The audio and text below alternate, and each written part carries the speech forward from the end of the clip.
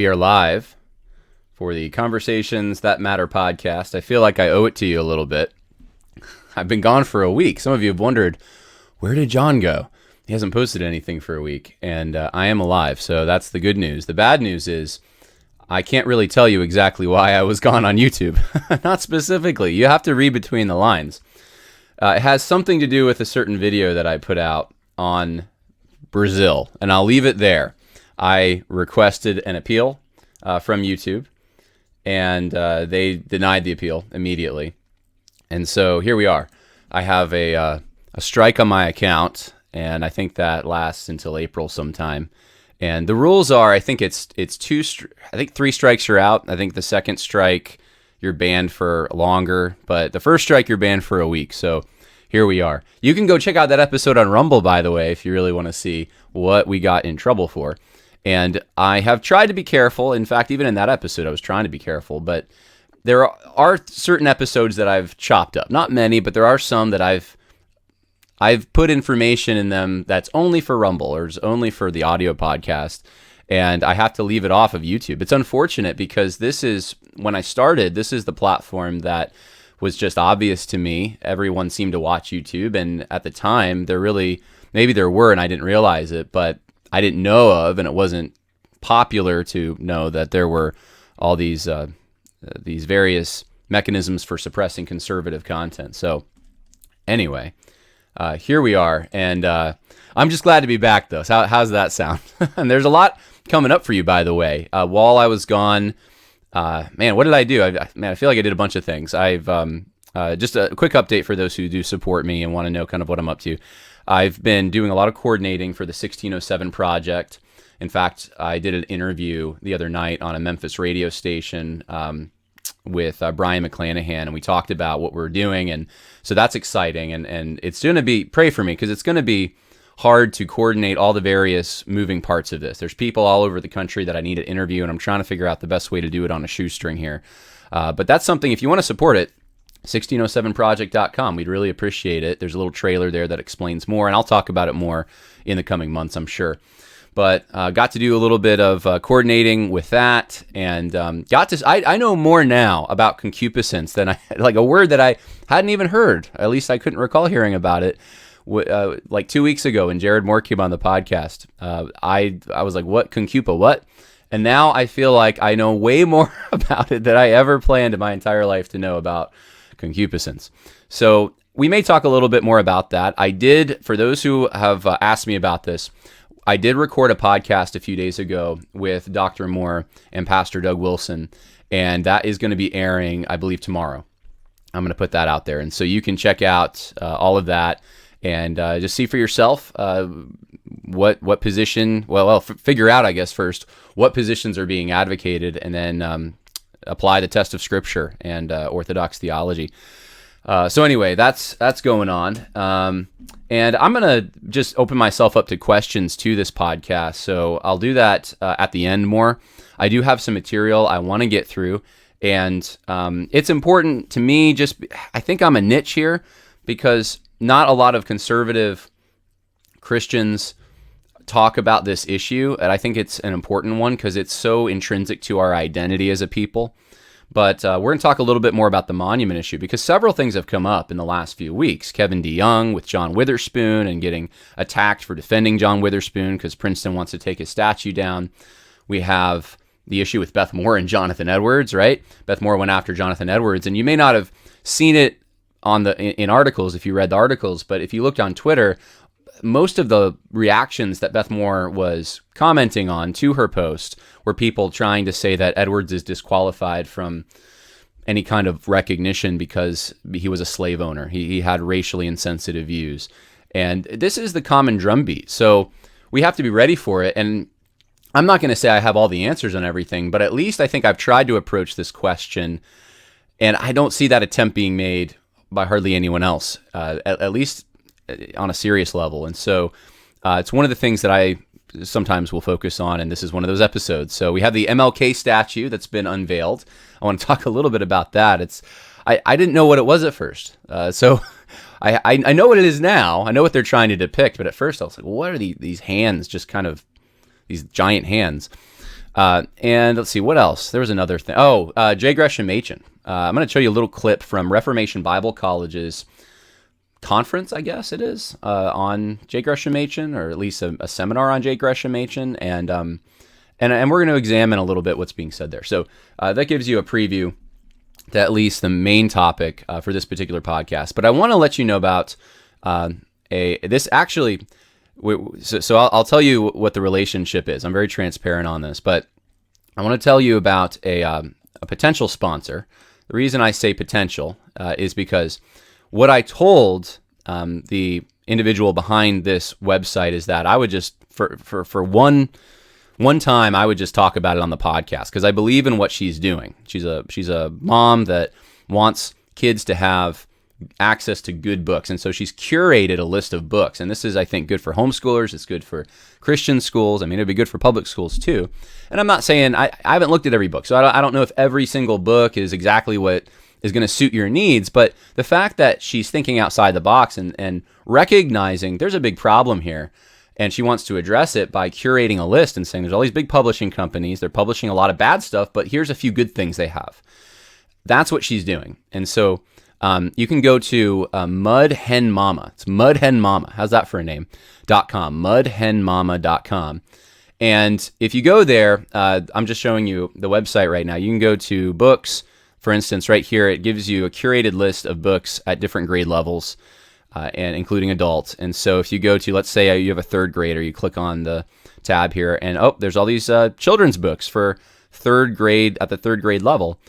And they've been vetted by someone who shares at least a similar outlook to probably the understanding that you have. And she's a Christian, she's conservative, and so she's looking for books that, and look, there's a lot of them here. I mean, it just goes on and on and on. So if you're trying to shop and narrow down from all the bad choices that are out there, this would be a great option for you, I think.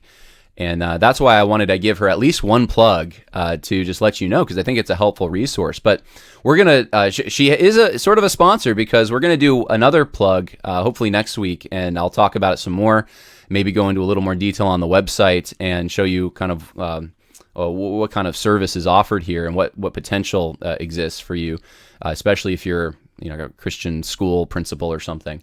But we'll leave that for next week. And hey, if this is something that interests you guys, let her know that I sent you, so she knows that you heard it from this podcast. So anyway, I just want to let you know about that. And I love this. I love people thinking outside the box and trying to address the real problems that lie before us, because we have a lot of challenges and barriers, and we need people who are willing to think outside the box. We have to be able to go around big tech. We have to be able to figure out ways to network with each other. And this is what so many Christian innovators on a lower level are starting to do. They're starting to think locally. They're starting to think in terms of platforms that aren't tied in with Google and big banks. And so I love this kind of thing. We definitely need a lot more of it. And in that spirit, I want to briefly address, before we get into the main topic, something that is going on right now. If you're aware of what's happening in conservative media, this is what everyone's talking about. Steven Crowder and the Daily Wire. And so Steven Crowder, for those who don't know, made a video a few days ago. He didn't specifically name the Daily Wire, but people figured out, it sounds like the Daily Wire. He held up it wasn't technically a contract, but it was it could have been if he had signed it, I suppose, or if he had negotiated further. And his issue with it, his main issue, was that there seems to be in the Daily Wire, because for those who don't know, also Steven Crowder was at the Blaze. He's a free man, so he's got a lot of subscribers, and if a conservative company like the Daily Wire wanted him, it would be to their advantage to some extent to have him on their team. And so he was upset that in their contract there were these stipulations that essentially penalized content producers if they were banned, or, well, if what happened to me last week happened to Steven Crowder, he would be out a lot of money because YouTube's saying for a whole week you can't stream, you can't put videos, you can't even make posts. That's what I've contended with. And if you're in Steven Crowder's position and you have a large audience and they're expecting revenue from this audience on YouTube, then it would be, from their perspective, it's bad business. Well, Steven's whole point, and I'm just going to summarize, is that not just for him, but for newer voices who might come up in the ranks of political conservatism, and I think this applies to those of us who have just general biblical moral views, we are in this situation where if we have to abide by the rules big tech is setting, we are being pushed into a corner where what we talk about is becoming more narrow and more, things that I didn't even think are offensive now are getting people banned, or getting people shadow banned, or getting people canceled, all kinds of things. So what do we do about this? And Steven's saying there's a big problem here. And Daily Wire, obviously, if you're on Facebook, you've seen it, or Twitter, but Facebook, I think especially, they spend a lot of money, right, advertising their products on Facebook. In fact, I could name names on this one. I don't think I want to do it. I just want to tell you, keep an eye out if you see those sponsored ads on Facebook, because I've noticed a lot of supposedly conservative, right? They're not woke. Sometimes they say they're anti-woke. Evangelical groups spend a lot of money advertising on Facebook. And there was a time years ago when I gave a few $100 basically to Facebook to advertise a few things. This is before the podcast. And since the podcast, there's no way. There's no way. I can't. And I realize, look, here's the thing. I'm not making a legalistic standard here. I'm not saying that it's a sin to do that. I'm not saying you can't use big tech. I'm not saying you can't order from Amazon, right? There's situations where you might need to, and I don't think you're culpable for that. But we have to think long term here, and that's what Steven's trying to say, that if we give this kind of power, if we cede this and just say, you know what, we'll let you be the gatekeepers and tell us what we can and can't say, then this is going to be a very dark place very soon, with this, especially the technology that's arising.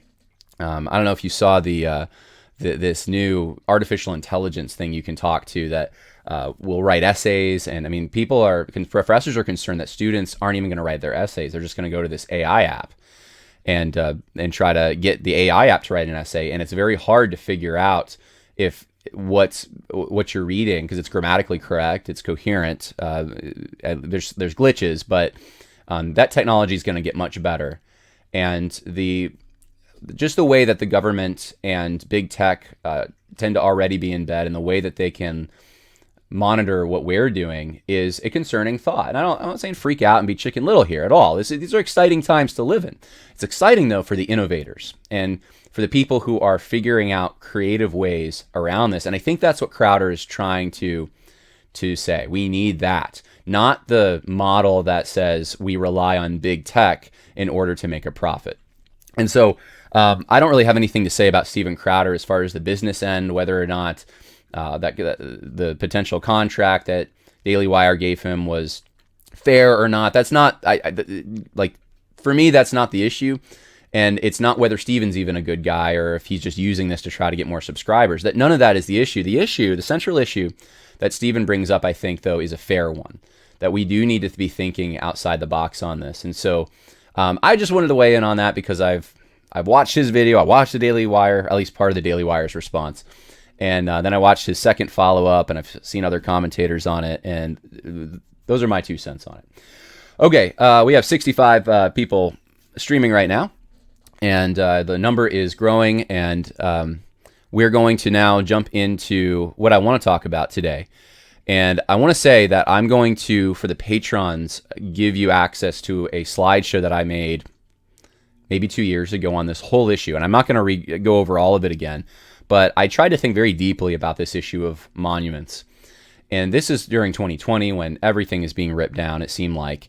And that train kind of slowed down, right? We're not seeing it maybe every week, but we are still seeing it. And I think there's a few reasons for this. I think one reason is a lot of the monuments are already down, right? In some places. You know, what else are they going to tear down, right?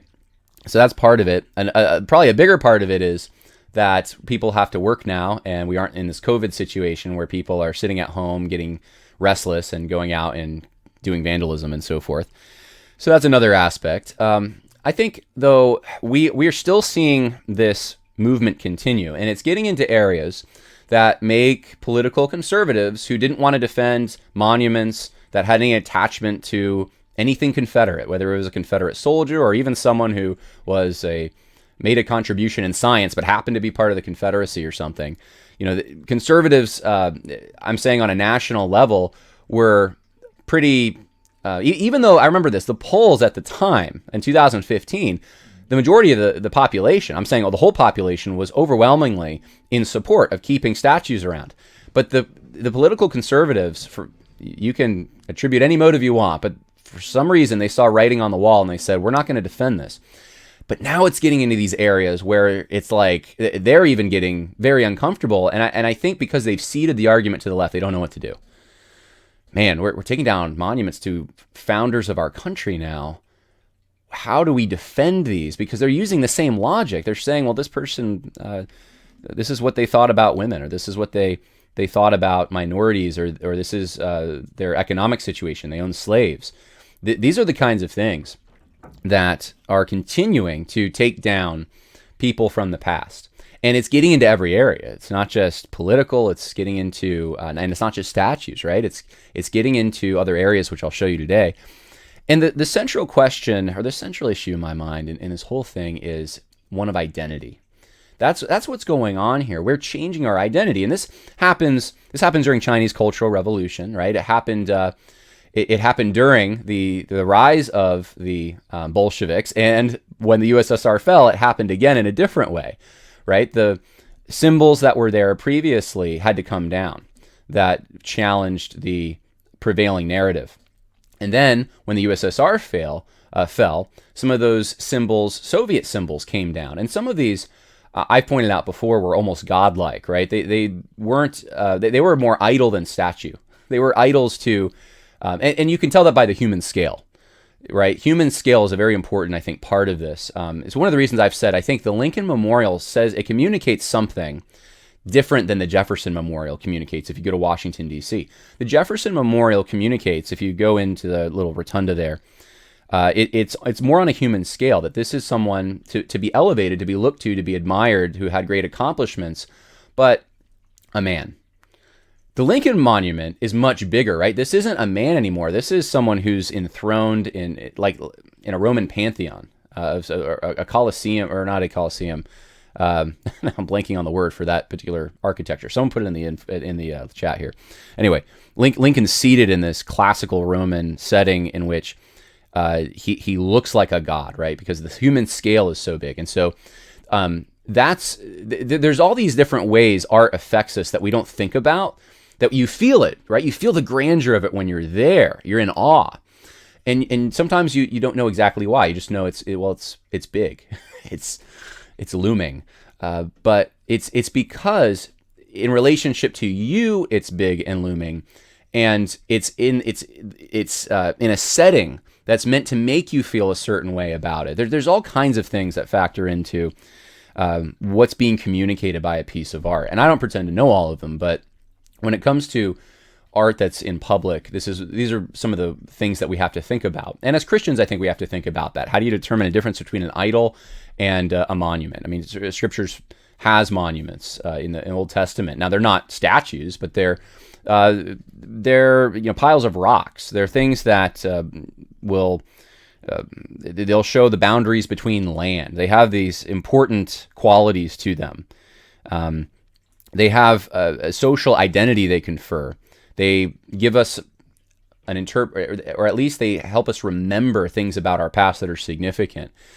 And so I think in the current situation, when we're looking at statues, it's no different.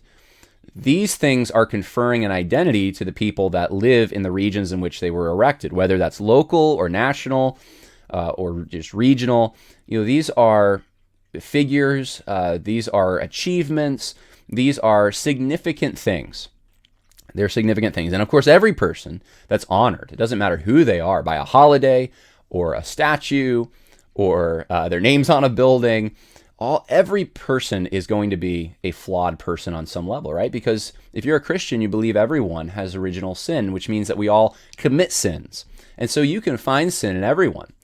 Now the question is, what sins are permissible and what sins then, what sins can you have? And it's okay to still honor that person. We should still erect monuments to them. We should still try to get our kids to be like them, or we should view that their achievements are still worthy of being recognized and celebrated.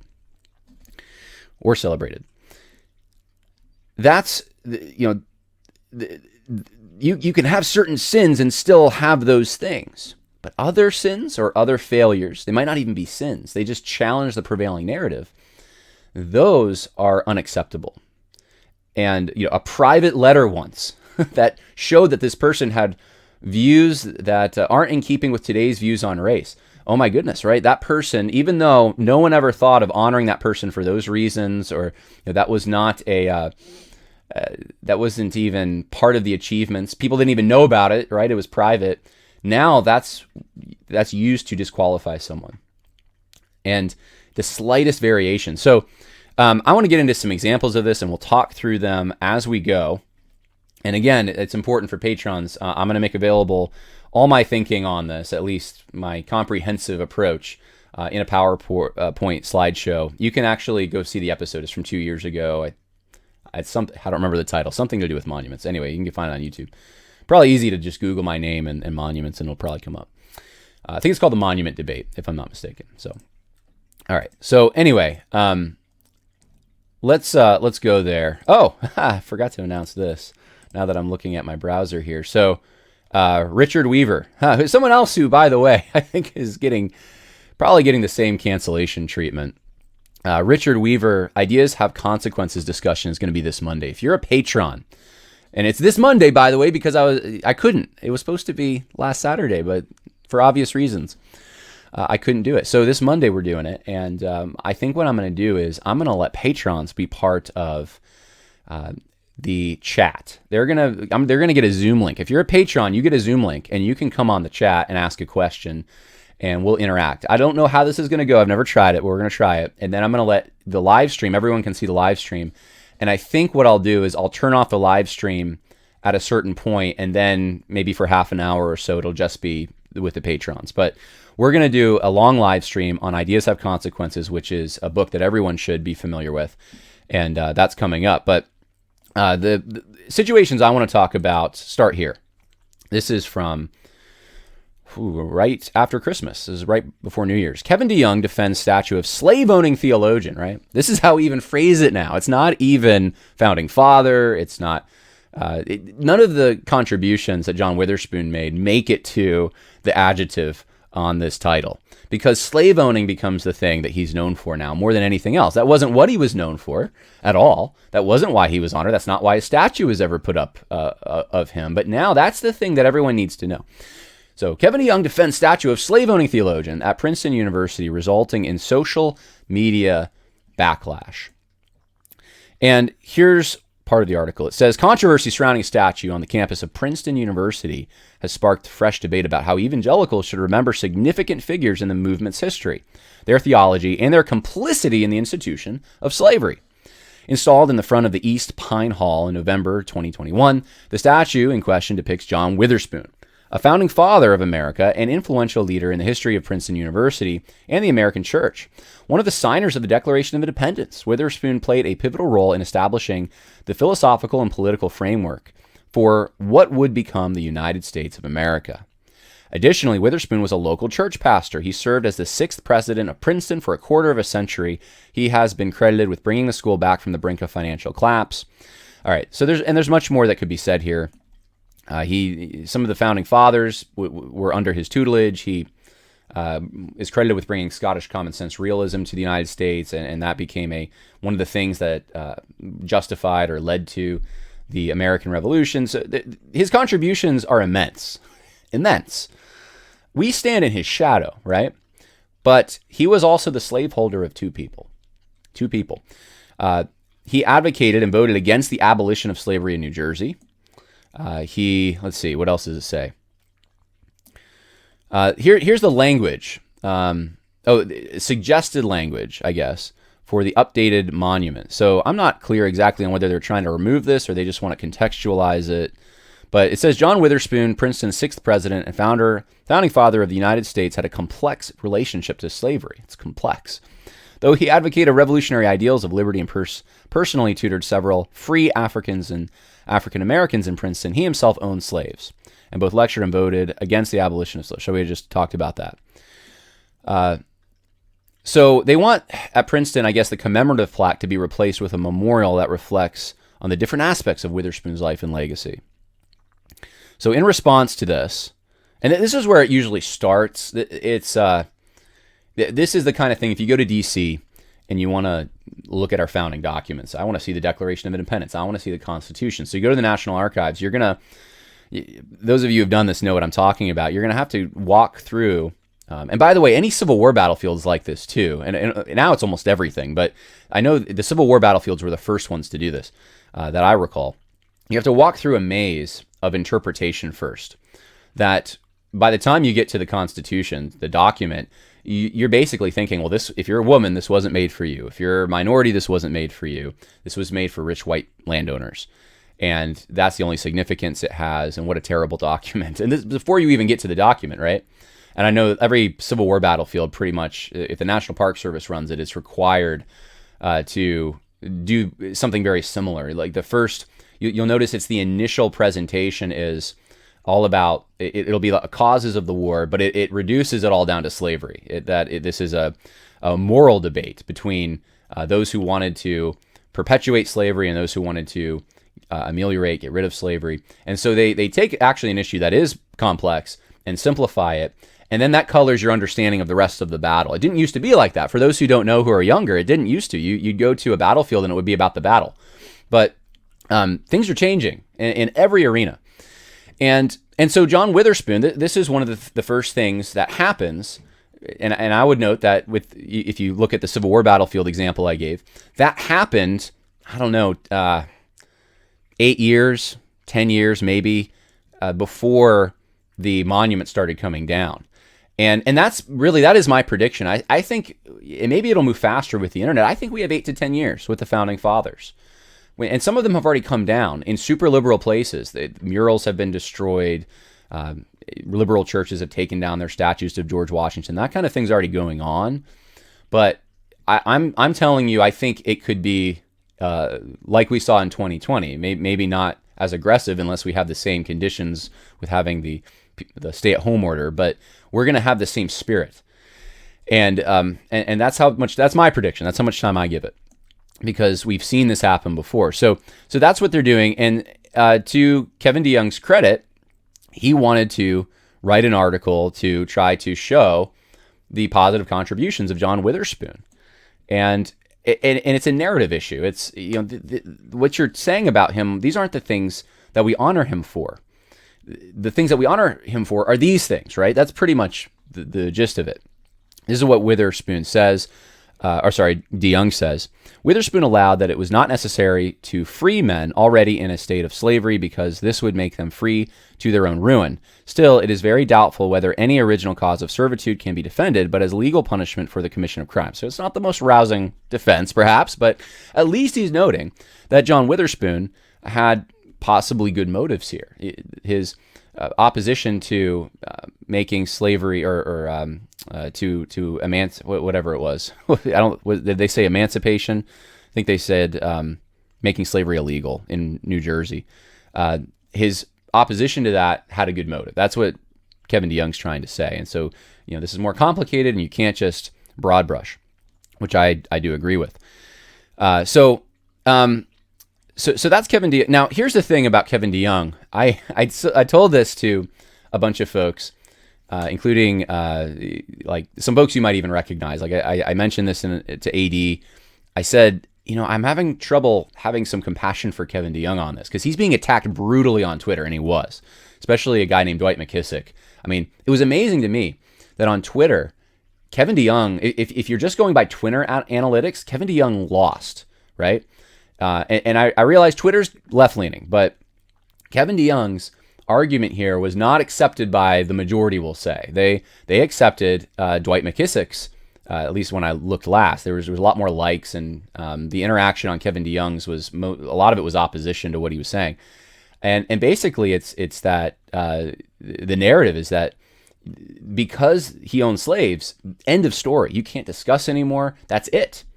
He was sinful. He didn't. If some people are even saying things like he didn't have the right gospel or denied the gospel or an inadequate gospel. I mean, his whole Orthodox theology is called into question because of this, which is amazing to me because in the Roman world, which, by the way, Roman slavery, there weren't gladiatorial arenas in Alabama, right? Roman slavery was attached to much more evil. The normalization of, sexual slavery and those kinds of things. I mean, you had instances of that in American slavery. You have instances of that today in employer-employee relationships, right? But in the Roman world, it was accepted. It was accepted that you could do whatever you wanted with your slave. I mean, there's a lot more to say there, and I've written about it in this book, Christianity and Social Justice. I have a section on that issue. But the point being that we would have to get rid of a great many Bible characters if this is true, right? We would have to call into question. I mean, we'd really have to call into question Jesus, that he didn't take a proper stand and use this analogy of slavery in his parables, and that Paul, continued to give instructions to slaves, and he never really overtly challenged the practice. Now, people will say because he, said if you can be free, that is preferable, that's what he was doing. But if you look at the context, he's not making an egalitarian argument that slavery in and of itself is sin, which is what people are trying to make him say. He was, you could say today, I guess, that Paul was just a man of his times. But here's the thing, though. Paul also wrote Scripture. And these instructions on slave and master relationships are in Scripture. And so what do you do with Paul? What do you do with Philemon? What do you do with even some of the patriarchs like Abraham? And, so anyway, there's people have all these answers, and apologists have tried to approach this by getting the Bible off the hook by saying, well, everything in American, slavery was horrible. And in the Bible, that wasn't really slavery. It was something else. And it's like, that's not true. That's not true. In fact, I have a whole study. I've done presentations on this. I haven't put any of it on YouTube. Maybe I should, but I've done presentations on this, just going through all the biblical passages on this subject. And this is, long and short of it, the conclusion that I've come to is that you can't say that it is a sin in and of itself, at least from a biblical standpoint. You can't make that argument. And if you want to say that these men were in sin, and that's okay, I can understand where you're coming from, and you're connecting it to things that are sinful legitimately, because what we had here in the United States did fall outside of the biblical parameters in many ways. We had, the man capture elements and prohibition from teaching to read in certain regions and things like this. You could clearly see, okay, this isn't biblical. This is wrong, right? So you can critique it for sure, and then we should, right? There's no doubt about it. We can do that with all kinds of issues in history and all kinds of eras. There's no doubt. But at the end of the day, you can't condemn a person in and of themselves just for that one thing. Just because in this situation here, just because Witherspoon happened to have 2 slaves, that's not enough to cancel all the achievements that he's contributed. That's not enough to say that he was not just in sin, because they're going the extra step of saying he is definitionally in sin. It colors everything about him. It's in the title. He's not the founding father anymore. He's the slave-owning theologian. Changes the entire identity of John Witherspoon, and I would suggest that is the key thing going on here. It's an effort to change the identity of the founders in general, and that in turn changes your whole perception of the United States, the identity of the country, and that streams right down to you and your children. Are they proud to be Americans? Do they think that there's worthwhile, true, and valuable things about this country, or is it all colored and irredeemably connected to some kind of heinous practice that no achievement is able to balance out? This is the kind of thing that this is the narrative that we're being fed. And it's this attack on Witherspoon, and that it is an attack on all of it. and I made this point so many times, but I'm just hoping some people who listen who might be in positions of authority and have a chance to speak to this issue see this, because this is going to come to a college near you, Christian colleges included. This is going to affect missionaries. I wrote a whole article about Lottie Moon, right, and all her politically incorrect things she said about the Chinese, and what are we going to do about that, right? So anyway, that's what's going on here, and yeah, for those who, the typical response is, so you say slavery is okay? It's like, no, I never said that. Connected to much evil, good riddance to it. We shouldn't have had it. It caused a great many problems. Certainly the transatlantic slave trade was connected to much evil. It was an iniquitous traffic. I'm very glad that it's over with. I'm not glad that now we're entering civil slavery where the state is making us all slaves on some level, but I'm very glad that chattel slavery is done away with. The way it was done away with, that's another question, whether that was right or wrong. But typically, if you even try, this is the other tactic is, and why I think people don't want to touch this issue is because if you even try to defend John Witherspoon like Kevin DeYoung did, you're immediately, you must be a slavery apologist. You must think it's okay, because anything short of immediate cancellation of that person is suspect. So anyway, I don't even know if I mentioned it. I started and I didn't finish. The reason I mentioned I didn't have a lot of sympathy, though, is because Kevin DeYoung had Alan Gelzo on his show maybe a year or two ago to talk about Robert E. Lee. And this is one of the questions Kevin DeYoung brings up is, what about Robert E. Lee monuments? Should we take them down? And Kevin DeYoung seems open to this, and Gelzo's seems open to this. Well, Gelzo, I believe, is at Princeton. And this is the tendency that I told you about. It's like, well, okay, we could let those monuments go. Yeah, we could let that go. And then it's like, yeah, but don't take the founders. Wait, my Land O'Lakes butter? What's going on here? I can't get Aunt Jemima syrup? One thing leads to another, and that's what I'm trying to tell you. You give a moose a muffin, they'll keep using that logic. All right, we're going to, in a more quick fashion, get through some of these other examples, but the live stream is buzzing. We have 83 streamers, and let's see. We have, there's some truth. Someone said, slavery as it existed in the U.S. was rather benevolent. You see, that's one of the things you're not allowed to say today. But it is something that's actually true in general. It doesn't mean that all circumstances were. Someone, I read something recently. Someone was saying they were reading the autobiography. I think it's called The Frederick Douglass, right? And I've read this, and they're just appalled. Usually the quotation that's taken from it, and so all social justice warriors, it seems like, when they bring up anything concerning abolitionism, they love this quote where Frederick Douglass, I'm summarizing, essentially says the slavery of this country is not true Christianity. The Christianity of the slave masters is false. They're not real Christians. And so it gives them a pretext to question anyone's salvation if they were connected to or owned slaves. John Witherspoon included. That's what they're doing, right? And I've tried to make this point, but I'm like, look, if you read broadly. Don't just read what the woke people tell you to read. And read history. I would encourage you, go read Frederick Douglass's. You're actually going to find things that don't even fit the narrative in Frederick Douglass's autobiography. And those things aren't mentioned. It's just the quotes they like. But read from that. Read the slave narratives, though. Read broadly. And if you read broadly, then what you're going to find is, in general, there was a benevolence there that did not exist, and we're comparing apples with apples, in other contemporary or ancient slave societies. And a contemporary example would be the Muslim slave trade in Africa. There's a reason that Muslims, estimates are that they actually, over a longer period of time, transported more slaves from the interior of Africa to the Middle East. At least I've read these estimates. I'm open to it being challenged, but Thomas Sowell also would back this up with his research. You don't find examples of them living and thriving, though, today in the Middle East. Why is that? Well, because they didn't want them to. They wanted them as slaves. They didn't want them to actually flourish and live beside them. And so, anyway, that's a good point that someone put in the info section or the live chat there.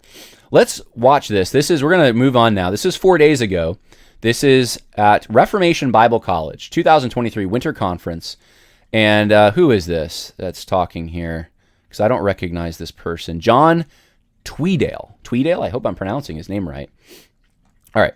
Here's what he says. Now, it's important to realize at this time in Princeton, Machen is a man of his time. It's during this season he has some controversy with his beloved mentor, Benjamin Warfield. In 1913, he wrote a letter to his mother complaining about Warfield, who was then acting principal, who wanted to integrate the dormitory at Princeton Seminary with colored people. Now, here, Machen's Southern roots do show, and as a Southern Democrat, he supported segregation and was disappointed in Warfield's desire to integrate Princeton. Now, dear friends, I think it's important at this point we have to acknowledge the faults of our heroes. And we have to acknowledge that racism is sin. And while we're grateful to God for the insights of Machen in defending the core principles of Christianity, we also acknowledge that he was a man blinded by his own upbringing and culture. And that's why we take time in a setting like this, 100 years after, with some critical distance, and we evaluate with appreciation the life and ministry of our heroes. I'm just going to stop it there. So there's a lot to agree with, actually, in what, or I don't know if he's doctor, but we'll say John Tweedale. What he says here, like I said, there's a lot to agree with. Here's the thing that I'm noticing, though, because there's a subtle shift, and it's happened with other heroes that are being destroyed, and now it's happening with Machen, where this is a letter that he wrote to his mother. I think it was in 1913, right? So we have one letter, and it's a private letter, right? And this now becomes a very significant thing. And what I'm predicting is this will become more and more and more significant. This will become the more determinative of who Machen is. His character, his contributions will be colored by this. And it will be expected that if you ever talk about Machen, it's like when the Muslims refer to Muhammad, right? They say, peace be upon him. If you ever mention Machen, will it be, this is my question, that you have to immediately acknowledge this letter he wrote? Right, because it's like that with others. It's like that with other American, former heroes of American history or Western Civ who had politically incorrect leanings or something. Now it's expected if you ever bring them up, you have to go through this whole exercise of talking about whatever flaw. And sometimes it's just something that doesn't comport with our modern egalitarian understanding or the way our society is arranged today. And so with this question, I'll try to be brief with it, but at the time that Machen lived, and I don't know what was going through his mind, and this is part of the problem with history, is we have limitations. We have a letter. If we don't have anything else, we have to guess. And there's a lot of assumptions, I think, going on. So one of the things you heard the speaker here say is that racism is a sin, right? That's not precise language, I would say. It's imprecise language, and you have to define out what you mean. You have to be crystal clear on this. Show me the Bible verse, right? What's the Bible verse that says racism is a sin? Well, where man is made in the image of God. It was like, okay, so what do you mean then by, how does this, show me where your understanding of racism conflicts with that. And then we're going to get closer to what the actual sin is. Because if we start calling things sin that God doesn't call or sin, or we give very vague definitions of sin that BLM could come in and say, you're racist, then we're opening Pandora's box. And so I don't think that's, the good speaker's intentions here, but that's the danger I see with this. And what he's doing is he's implying Machen was a racist, right? Now, in a modern understanding, that's what people would say of Machen. I think if you're going to bring it up, though, in a context like this, where you're making a presentation on the biography or the life of Machen, right? You would have to give a little historical context to some of these things that have been lost, that have been reduced down to oversimplifications. This is one of them. And so this is my attempt to tell you how I would approach this, maybe, if I had to bring this up. If this was a situation, I would say, look, in Machen's era, I'll probably start with this. You've heard about this letter that Machen wrote to his mother in 1913, a private letter, but it reflected some things he did to try to dissuade B.B. Warfield, who was also a Southerner, by the way. I don't know what part, maybe he was a Republican, I don't know. But he tried to dissuade B.B. Warfield from integrating the dormitory. And so you may have heard of this. Here's what I want to tell you about that. I want to give you the context of the times that you might not have heard, and show Machen within that, and then I only want to go as far as the historical record lets us go. So we can start off. We all disagree with Machen's stand, right? I disagree with it, but you have to understand something. At the time Machen lived, this would not have been inconsistent with the current assumptions that he lived under, with the character that we honor him for now. He would not have had the same thoughts or experiences that we have today in this multicultural society. And say, well, Warfield disagreed. Well, sure, there were some people who did. But this is a process that happened over the course of centuries. And I have said this before, but during colonial times, when Europeans are first interacting with different peoples, they'll say things like savage. They'll look at some of the practices. They know that there's an inferiority to some of these civilizations, and most of them thought it had something to do with Christianity. We need to convert the pagans, right? These are kinds of things now that are so racist, but it was centuries before you get to the point we are now, where you're working with someone who might be very different than you genetically, may even come from a different part of the world, and you're able to interact together, and you have at least somewhat of a similar moral framework because you're able to cooperate. That didn't exist for a long time, and it took years to get to where we are, and people need to understand that. But here's the view that existed at the time, in general. Okay, this isn't comprehensive. Integration, to those who were pro-segregation, meant the death of civilization in their minds. And they did. You might think, that's crazy. That's what they thought, though. And they thought that it was a threat to civilization because you could use, and they had seen this happen after the Civil War, but you could use minority populations who are in need. You could use them as political pawns for your harmful policies. And that was a big fear, that if you gave someone social equality and political mobility and all these things, that they would become political pawns. And it would be weaponized against, it would be used by really one faction of the country against another faction. The concern was also that European peoples would lose their identity and their heritage. If this goes as far as they would think that any kind of integration would immediately lead to interracial marriages and these kinds of things. And they feared that if that happened, there would be no identity, no heritage left, and it would actually be harmful for both people groups.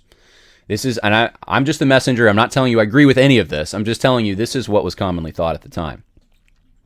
So social academic standards would be lower to accommodate. They thought working together was healthier when it was done separately. Some thought maybe mutual trust over time would have to be built. And by the way, this wasn't something unique to white people. This was something Booker T. Washington talked about in his famous hand speech. That's famous now. That like a hand, these different groups can be part of the same hand, but they're different fingers on this hand, and so forth. So it's a sort of pro-segregation-ish argument. At least that's how it's portrayed now. Now, those who wanted integration into social integration believe that it was very bad for those who were prevented from being part of the general society, we'll say, and that disparate outcomes would result. This would be a harmful thing, and it wasn't fair. Just wasn't fair. Now, looking back, I know that a lot of studies have been done on this, that actually before integration, you can look at metrics like the marriage rate or delinquency. You can look at crime stats. You can see, even in institution building metrics, you can see that actually their interest, and I didn't know this till very recently, there was, during segregation times, black communities in the United States built a lot, actually. And some of that started coming, it took a blow. We'll put it that way, during the time of the Great Society.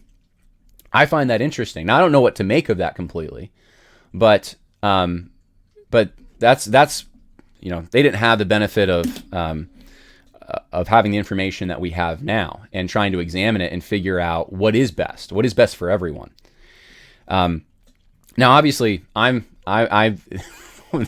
go to a very multicultural church. I have friends who are, I'm even in my family, we have interracial marriages, and I don't have a problem with any of that. And I'm actually very positive about in some circumstances. I think you should marry that person, right?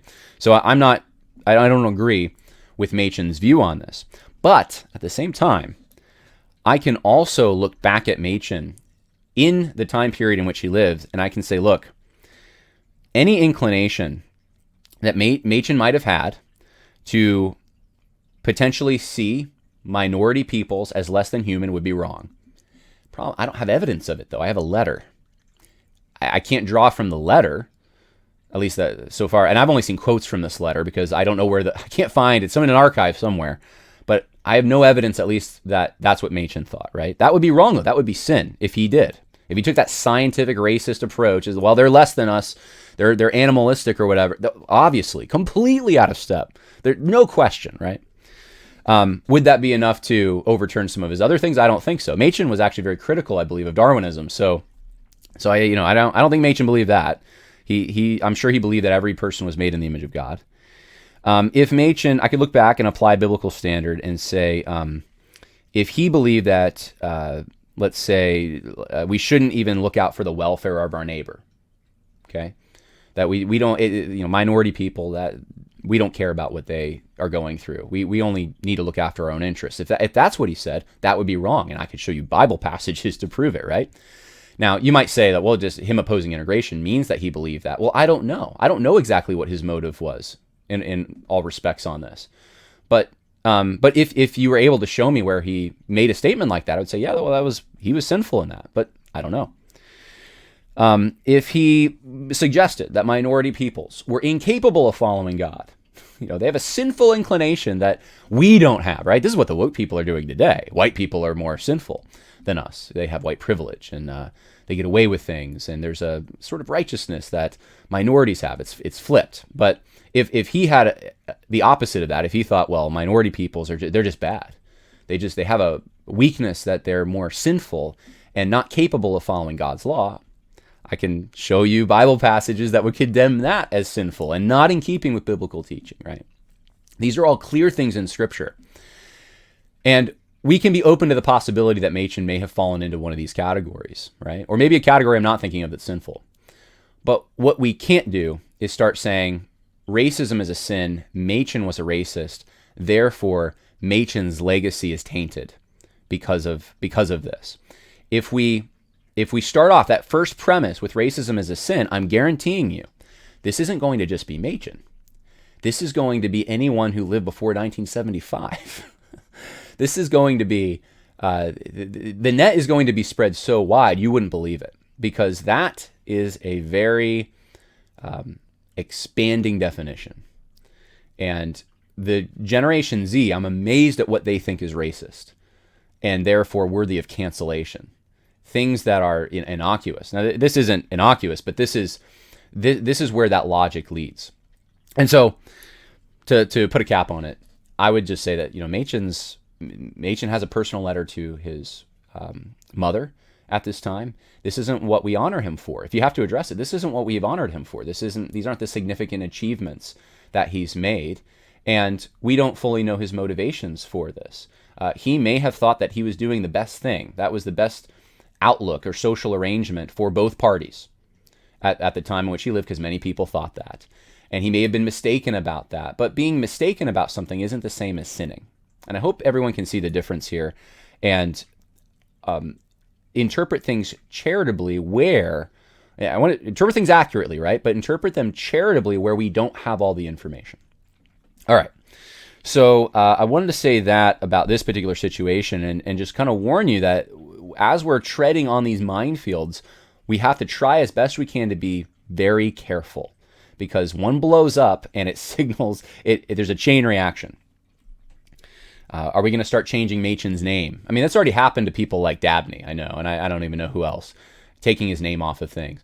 Are we going to do that with Machen now? I remember, was it a year ago? I want to say it must have been. See, I don't want to slander anyone here. This is just my recollection. I don't know if this is true. Someone can go Google it. But it was, I think it was Westminster Escondido, if I'm not mistaken. They had they took down a Machen thing, or they contextualized a plaque to Machen, or something happened. I don't remember what it was. Maybe someone had tried to cover a plaque to Machen because of this issue. So, anyway, let's see, what else? For those who don't know Machen, go read Christianity and Liberalism, by the way. It just occurred to me, and some of you might not have read it. That's a significant contribution. He also made contributions on just a number of areas. He has his own denomination, right? The OPC. He's helped start Westminster Theological Seminary. His thinking on education is phenomenal. If you go read his thinking on Christian education, it's amazing. He testified before Congress. So anyway, all right, let's go to Beth Moore now. Beth Moore and Jonathan Edwards, right? This has all happened, by the way, within a few weeks of each other. So I'm just giving you all of it straight. So Beth Moore writes a long thread. I really don't want to read this long thread. Can I just summarize it for you? Let's read the first one. For the life of me, I don't get the appeal of Jonathan Edwards to many. After my Bible reading this morning, I read a bit out of an old book I pulled off the shelf. And so it was sinners in the hands of an angry God, right? And so she reads this, and she had underlined, I have Jesus. I'd underlined the word Jesus. Now that right there is vintage Beth. I've got nothing if I don't have strong feelings. I've got nothing if I don't have Jesus. I grinned, curious what I'd felt, the need to say so many years ago. All right, so she goes on and on about, why do people like Jonathan Edwards? He's such a meanie. He calls us names and says we're so depraved. That's basically what it is. And here are the reactions to this. This is what I found more interesting. It's not, for Beth Moore, it's not slavery. It's not being pro-segregation. It's not mistreating women. It's not some of these social views. It's something else, which I would just suggest goes along with it. It's the spirit of our age now. This is very offensive. Jonathan Edwards believed we're sinners. And not just sinners, but we're depraved. We're hanging over hell, and we have only one hope, and that's Jesus Christ. And we have to flee to Jesus Christ, right? And we're bad people, right? That's offensive today. To call someone a bad person is offensive. We can do it in the past. We can do it to people of antiquity. Maybe one of the most important points I make in this video is this. What matters more? Incorrect social or theological views. And I don't mean heresy here, right? I mean out of step with our current zeitgeist. So views that are out of step with our current zeitgeist on social things or theological things, or is personal integrity. That used to be the measuring rod we used, was personal integrity. What accomplishments are worth celebrating? What people are worth honoring? What people are worth recognizing? Even if they had bad things, they did some good things, or they did some achievements that are amazing. I mean, flying across the Atlantic's an amazing achievement. Discovering the New World's an amazing achievement, right? So we look at these things, these amazing feats, some of them very worthy of admiration. And when we look at our sons and our daughters and we say, here's a hero I'm going to set before you. Paul said, follow me as I follow Christ. Paul wasn't sinless. Here's another hero I'm going to set before you. These are real life heroes. This is your dad. This is your pastor. Here's some other heroes from our past. Here's some godly men and women of antiquity. Are you concerned when you set those heroes before them, the social arrangement they lived in and were okay with, more than you are the personal character they had? There is a difference here. Now, I'm not saying the two can't ever relate, but it used to be, and I was reading a book on this. Actually, I was reading a book on Richard Weaver the other day, preparing a little bit for what we're going to do on Monday night. And one of the things Richard Weaver talks about is this older religiousness that existed in the South in particular. And it was a religion of experience. It was much different than the New England religion, right? And one of the things that jumped out to me was the emphasis on personal experience and character and piety, and just it was less on the abstract, right? Theology, which we like reading the Puritans for their theology. A little bit less on that, and a little bit more on the experience, on the practical daily living. And it occurred to me as I thought this, I thought, when I was even a kid, so we're not talking that long ago. I go back, 25 years, 20 years. I remember there was more emphasis in evangelicalism in general on like even the sins that would be named. What kinds of sins were you guilty of? Like the problems that people in the church thought threatened their flock were things like drug addiction, pornography, tendencies towards suicidal thoughts, depression, even curse words at that time, immodest clothing. I mean, there were a whole host of things. Worldliness, though, right? And we didn't want worldliness. And today I was thinking, I don't think I hear that rhetoric as much now. It's very interesting to me. The issues that we are focused on today that are so problematic and challenging the church and challenging our souls are social arrangements. They're disparities. Someone may have said something that was politically incorrect. These are now becoming the big deals, the things that we need to shame people for, the things we need to, if there is any repentance, it needs to be for those. It's a shift. I'm just telling you, I've seen it. I don't know if you've seen it. Put in the live chat if you've seen what I'm talking about here, because I've seen it. And I think what Beth Moore's writing here connects to this a bit. Like, calling people bad personally, saying inside the guys, that's kind of out there. And here's the interesting thing. Immediately what gets coupled onto this. The responses are fascinating. Here's the first one. And this has, this has a lot of likes.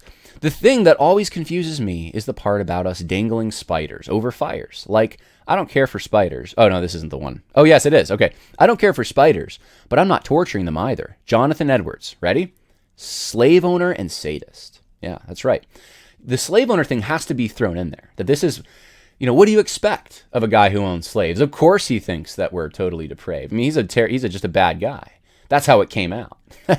And Beth Moore, of course, favorable to this. This is, the kind of thing that, though, you see throughout. Here's another one. I used to admire him and feel guilty that I wasn't as productive as he was. But then I realized he never helped his wife with the dishes or mowed the lawn.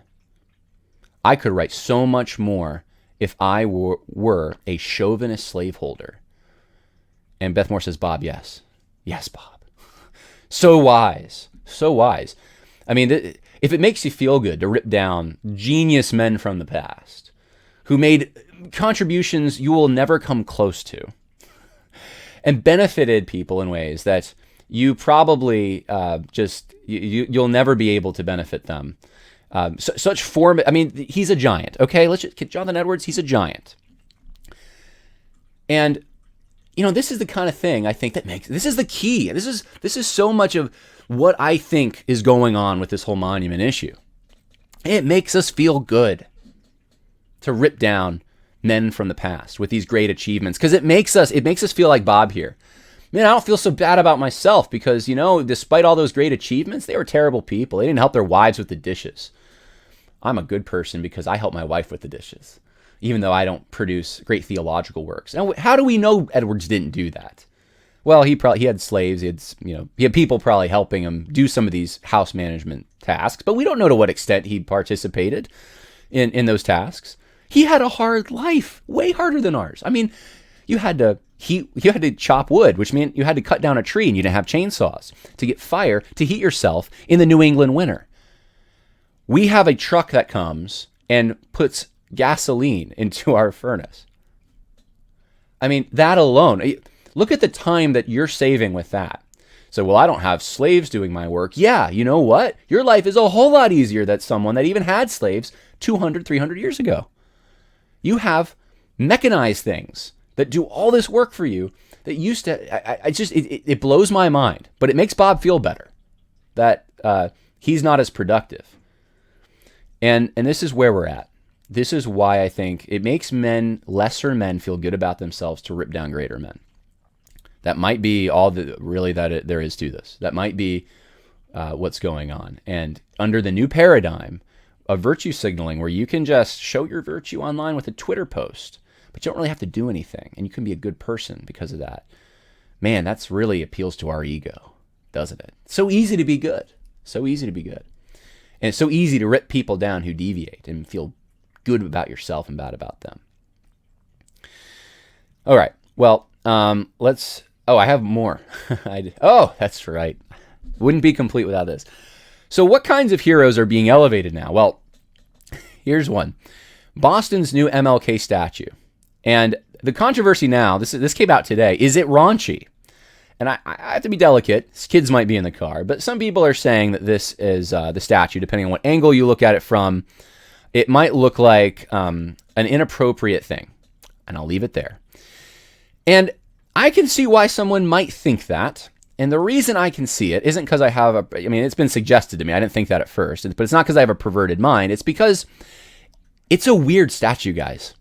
It's a really, really weird statue. Let's see if there's any other. These are the only two pictures in this. You can go look it up. And it's supposed to be Martin Luther King Jr. hugging his wife. And it's based on a picture. But the only thing is the shoulders and the hands in this on the statue. And again, human scale is way off, right? This is another one of the things I've told you to look for in these statues and stuff. Are we talking about a god? Are we talking about a symbol that represents something bigger? Are we talking about a human though, who is like us, and we can attain where they are, and it encourages us to do better? So human scale, in my mind, way off on this. But it's like those Soviet statues, except it's so weird. It's so weird. And I was thinking about it. What does this communicate? When you look at this, what do you think? I'd be curious what people are saying in the live chat here. What do you guys think when you look at this? How does it make you feel, etc.? When I look at it, this is what I see. I'll just tell you. I see confusion. I see chaos. I see something that actually isn't so much about MLK as much as it is about, it's like the love. Yeah, I don't know if you've seen those, LOVE things that are in public parks and stuff. It's symbolizing something more. It's trying to, it's like hugs are good. Like we all like hugs, right? This is something that makes, it's the warm fuzzies, feeling good about a hug. But it's confused because it's trying to reduce this picture, this tangible thing that MLK had with his wife, down to something that's more symbolic, like a general category of some kind of the warm fuzzies. We can all have a hug, right? So there's no head attached to this, so it could be anyone, but it is supposed to be MLK. So that's number one. The second thought I had, though, is which means I should just give you my conclusion. That means it's almost a monument to nothing. It's not really that significant. So its significance really isn't like there. It doesn't really point you towards an achievement. It doesn't. So, all right. Second thing is I find it ironic. Extremely ironic, because MLK, and this is one of the things that characterized his life, and it was known at the time he was alive. It's been known since, and it's been suppressed somewhat, but it was very known to the people who are around him, is that he was very unfaithful to his wife. And it goes way past that. But here's the thing, and I've said this before about MLK. If you're going to try to honor MLK, then you pretty much, you're limited in what you can choose. You can pretty much go back to the I Have a Dream. If you're a conservative Christian, you can probably take aspects of the I Have a Dream speech and say, let's honor that, right? Once you step outside of that and you look at King's connections to communists, you look at he had radical views. I would say Marxist views. He was a Marxist. I don't know how you get around that. He wanted, before he died, the last thing he wanted to do was this poor person's march, because it really wasn't about race. It was about the haves and the have-nots for him.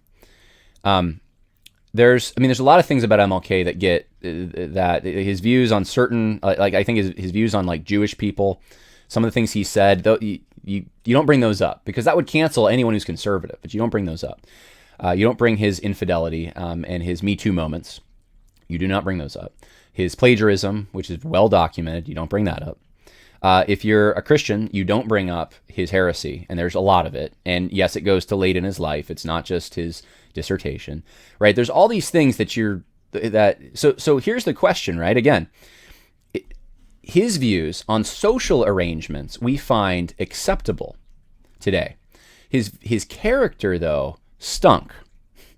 Whereas with someone like a Machen or the other characters that I just, Witherspoon, Edwards, their views on social arrangements we don't like today, but their character was good. Do you see what's devalued now? Character isn't the thing that determines whether someone is honored. It's their view on social arrangements. And that's been elevated to such a point that it actually is now a substitute for having character. Do you see this? This must be articulated in very understandable ways, and hopefully in ways that are better than even I'm articulating it now. And Christians should be working on articulating this, because I'm telling you, this revolution progresses. And I think eventually it'll probably touch MLK. And that's going to be hard, though, because his legend is so built up. You see where it is now, but I don't see how it can't eventually. But it'll touch more than him. And before it gets to MLK, the revolution will eat our scriptures. It will eat. And the hard part for the social justice warriors now is the Bible has been revered for so long, even by people who aren't Christians. There will become a time when it's not. Our Bible characters will all be suspect, Paul especially. They'll try to redefine Jesus for a while, but eventually you have to contend with Jesus's politically incorrect statements. So, I mean, if you think Edwards was really, judgmental when it came to what he said about hell, look at what Jesus said about hell. Look what Jesus said about the social arrangements of his day. I mean, he used them as examples in his parables. The labor relationships, So, this is an attack that I should say it's a campaign that will eventually attack, and probably already has in some arenas, the core heroes of our own faith. So, and in addition to that, missionaries, reformers, the Puritans, as we've seen today, etc. That's what's going on. That's my explanation for it. And my concern is that I don't see anyone. Kevin DeYoung's, attempt here we need better, guys. We need better. And I know that's some of you. That's why you support this podcast. I'm willing to talk about these things, and I don't care what names I'm called. And I'm open to criticism. Hey, you have an objection. You think I was off on something? Tell me, and I'll reevaluate. But I'm not going to just ignore these kinds of things, because these are cultural shaping things. These are things that we need to take stands on, and there's so few people doing it. That's the live stream today. Now, I want to remind everyone, please, if you are a patron, I would love for you to participate. I'm going to make an announcement later today or tomorrow, and we'll have some information for you on how to join the Zoom meeting, so you can interact. And I'm actually excited about this. I'd like to do more of this, and if it works out, we're going to do other books. But if you haven't read the book, and you don't have to read the book to be part of this. Maybe some of you, that's why you want to be part of it, because I don't want to read the book. But ideas have consequences. I'm going to make a post, but if you're on Facebook, this is where I'm looking at this. You can just go, and there's a post there, and if you click on it, it'll take you to the Patreon post that will give you access, if you are a patron, to the Zoom chat, and I will have on all social media the link to the live stream on Monday rather. So. But if you can, read the book, and that, especially if you want to comment on it and interact, because it'll make for a much more educated interaction. Well, God bless everyone. I'm going to just look at your questions real quick. I said that I would do a Q&A at the end a little bit, and so we'll just look through that.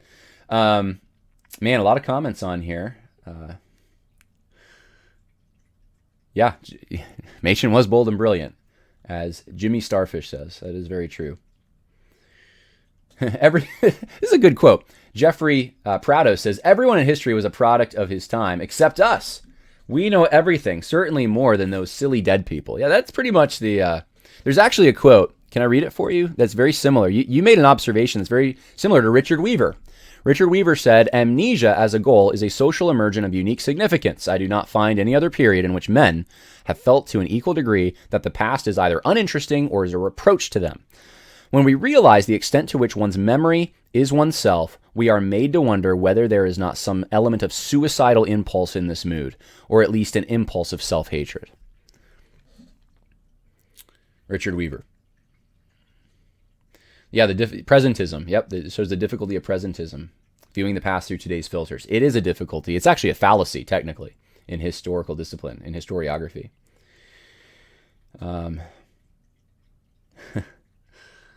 Let's see. Someone wants me to, I'm not sure what the point is. Someone wants me to talk about Christian colleges more than Ivy League. I mean, I don't mind doing that if you have examples of where Christian colleges are taking down their past. I'm sure it's happening.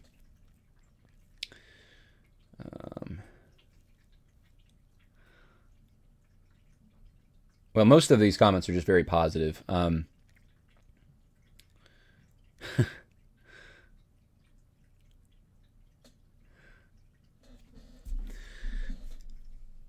Yeah, Weaver for the win. Well, I hope you. Hey, join me. Join me Monday night. And someone's advertising. I haven't seen it, but they're advertising 80 Robles. Apparently, he had a good video on this.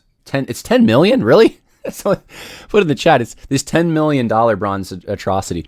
So this statue of MLK's arm was $10 million. Wow. Yeah, that's pretty amazing to me that they're willing to spend. The city of Boston was willing to spend that. But during economic hard times, nonetheless. All right. Well, God bless. More coming. Hopefully that was helpful to you all. Bye now.